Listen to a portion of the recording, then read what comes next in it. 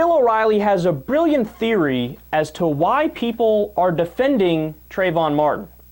And you'll be surprised to learn, no, it's not because they care and they think, well, wait a second, this was a teenager walking, minding his business, and he was killed by a wannabe lawman, right? It's got nothing to do with that. In fact, he'll tell you what it has to do with. Let's listen.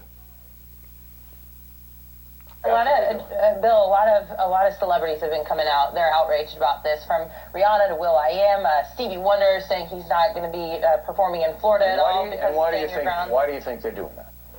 Because they want to sell product to people who feel that way. And a lot of people say the liberal media is doing the same thing. Of course, it's all business. As I said last night at Talking Points Member, it's bad for business to go against your crew.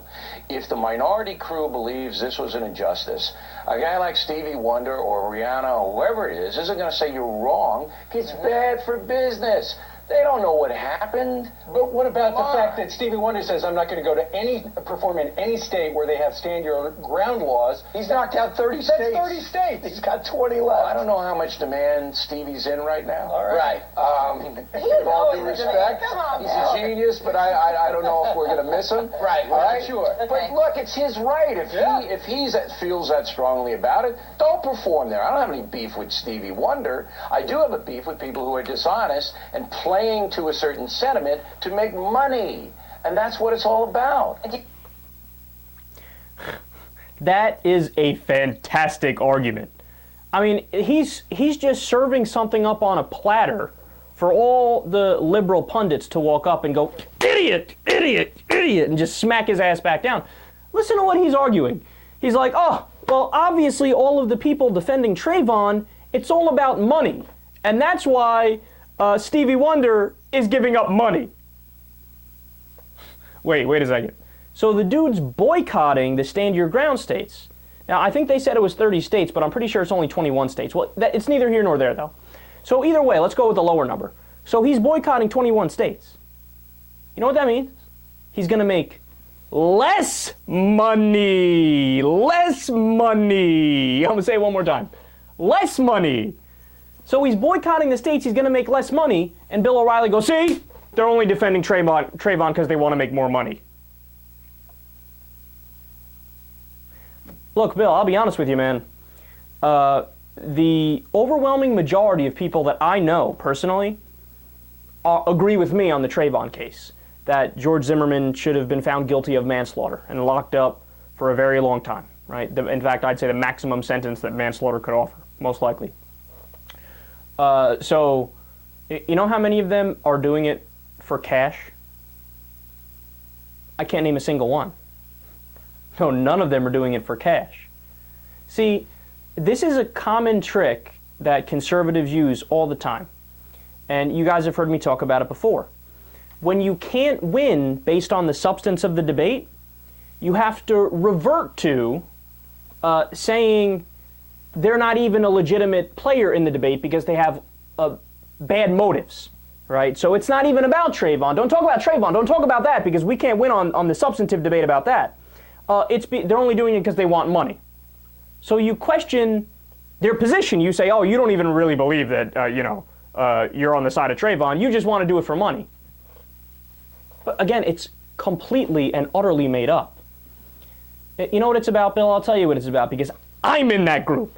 It's got nothing to do with money. It has to do with the fact that a 17-year-old black teenager was minding his business, walking home with Skittles and iced tea, trying to go home. And he was being stalked by a wannabe police officer. And Trayvon, and this is another underreported fact, Trayvon started running at one point because he knew he was being stalked. He was scared. So he jets, right? And George Zimmerman, when he's told to stand down, follows him, there's an altercation, he kills him. I mean, obviously the reason why we're upset is because a black man, a black teenager, can't walk home without having his life threatened. That's the issue here. And I always, one of the conservative responses to this, of many of them, gets under my skin so much you have no idea. How many times have you guys heard this argument?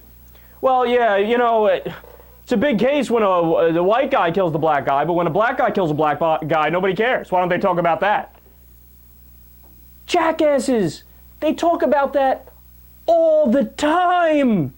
I can't tell you how many rappers I've heard talk about black-on-black violence needs to stop. I can't tell you how many actors I've heard talk about black-on-black violence needs to stop. I can't tell you how many black people I know personally talk about how black-on-black violence needs to stop. It's not about that. It's about you criticize both when they're wrong, whether it's a white person doing it out of what appears to be blatant racism, or it's a black person doing it to another black person out of whatever the reasoning might be. You condemn it all. Like, what's their suggestion when they make that point? Like, oh, are we supposed to not criticize it because it's a white guy killing a black guy? So we could never criticize a white guy killing a black guy? No. To say that their arguments don't make sense is such a tremendous understatement. And last thing here, the most interesting part of that was the part in the middle that showed you the cultural disconnect, right? Where he's like, oh, I don't know how popular he is anymore now. He's not. I personally don't listen to him, so that means nobody does, right? No, you idiot. Look, no. You know what? It shows you. It's a peek into Bill O'Reilly's mind. He's egocentric and ethnocentric and narcissistic, so he thinks my tastes are the same as everybody's tastes. No, they're not. There's some people who love certain genres of music or certain types of movies that you, Bill O'Reilly, wouldn't give the time of day to. And look, I'm well aware of that too. I like certain types of music and certain movies or whatever it is, and I'm well aware when I'm talking to human beings that they might disagree with me completely on their taste in those things. But Bill O'Reilly, he's Whitey McWhitington. So he thinks like, well, you don't listen to like Elvis? But that he's like the greatest performer ever, and that's all I care about. You don't like the Monkees? Oh goodness, the Monkees were so risque, and their music is fantastic. Bill, try to take a couple steps back and out of your own mind for a second and try to view things from an objective perspective, because clearly, as you've shown multiple times, you're unable to do that, and you haven't done that.